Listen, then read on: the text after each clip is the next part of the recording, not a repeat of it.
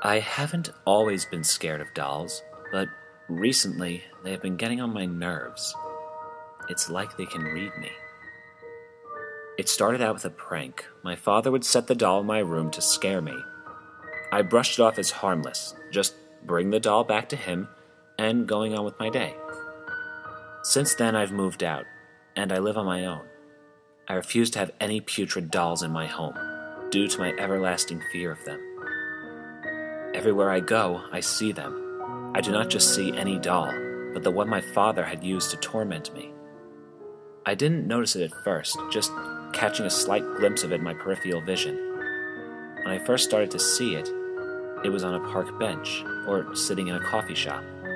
But then it got closer.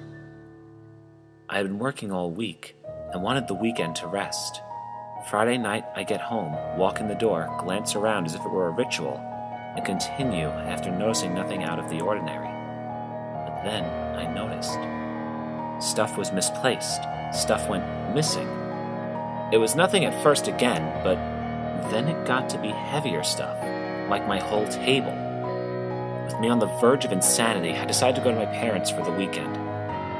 Upon arrival, we talked a bit, and after a while of conversing, I bring up the fact that weird stuff has been happening. I mentioned, too, that I had noticed the doll they used to terrorize me. The shock and horror on their faces was unbelievable. "We've never owned any dolls before," they said. I sunk. My insides exploded. I went insane. The whole rest of the weekend, they could barely look at me.